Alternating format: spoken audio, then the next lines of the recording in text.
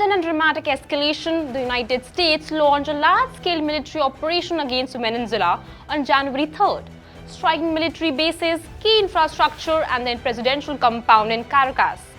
During the operation, U.S. forces captured President Nicolás Maduro and his wife, Cilia Flores, in a bold and unprecedented move, marking a major turning point in the Venezuela crisis.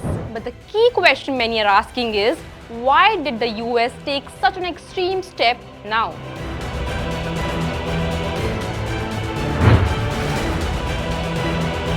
Washington said the operation was the culmination of years of intelligence gathering and legal action against Maduro, whom U.S. prosecutors accused of running a state-backed narcotics network.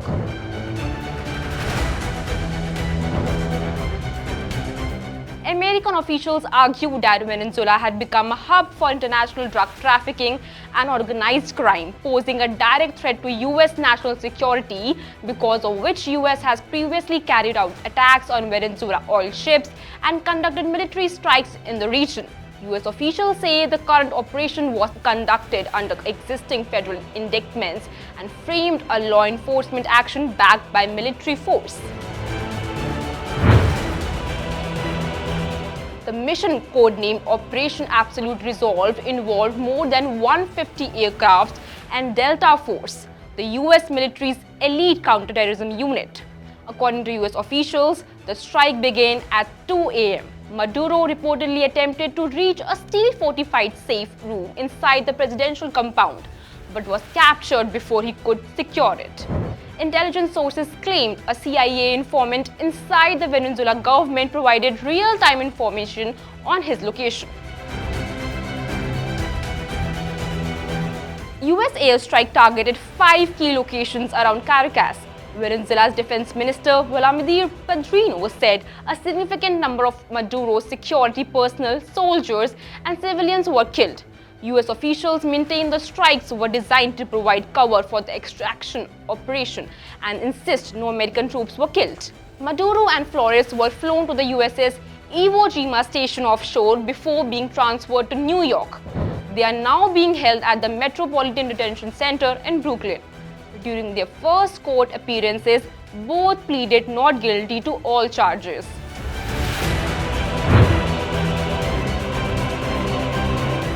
U.S. prosecutors have charged the couple with narco-terrorism conspiracy, cocaine importation conspiracy, possession of machine guns and destructive devices, and conspiracy to possess those weapons.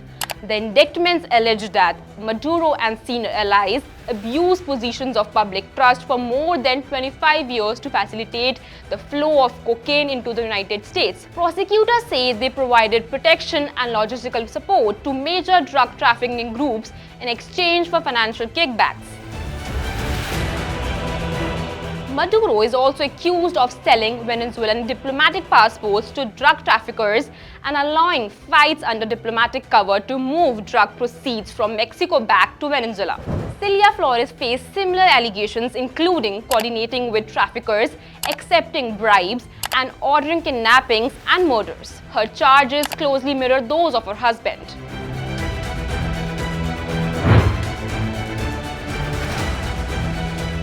The operation has triggered a diplomatic storm. An emergency meeting of the United Nations Security Council was convened, where several countries questioned the legalities of the U.S. action.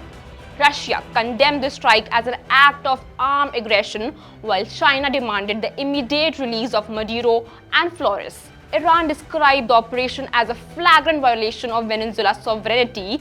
Cuba called it a criminal attack, and UN officials warned that unilateral military intervention could destabilize the region. Maduro's son also issued a statement condemning the operation, describing it as an illegal abduction and accusing the United States of waging war against Venezuela under the guise of justice.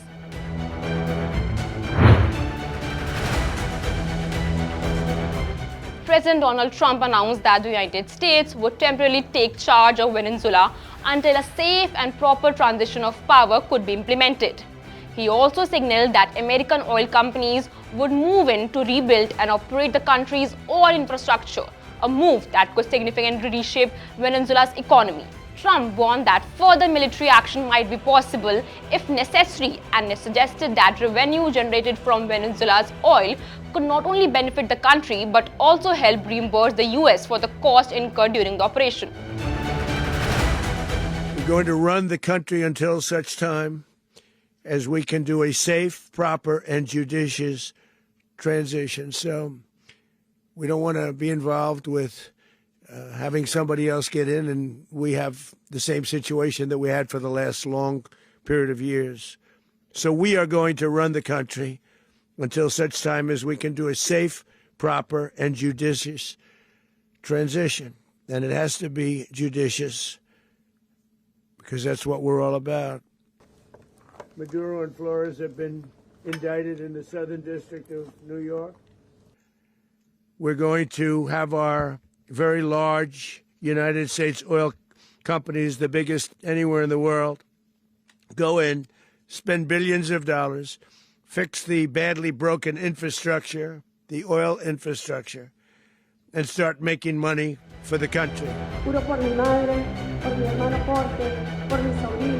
Meanwhile, Vice President Delcy Rodríguez was sworn in as interim president, calling Maduro the country's only legitimate leader and demanding his release, while rejecting any suggestion that Venezuela could accept US control.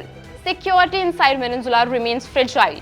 Hours after Rodríguez was sworn in, shots were fired near the Miraflores Palace after unidentified drones were spotted overhead, underscoring the volatility of the situation. The capture of Nicolás Maduro and Cilia Flores has reshaped Venezuela's political future overnight. The country now faces an uncertain transition, rising internal tensions, and intense international scrutiny.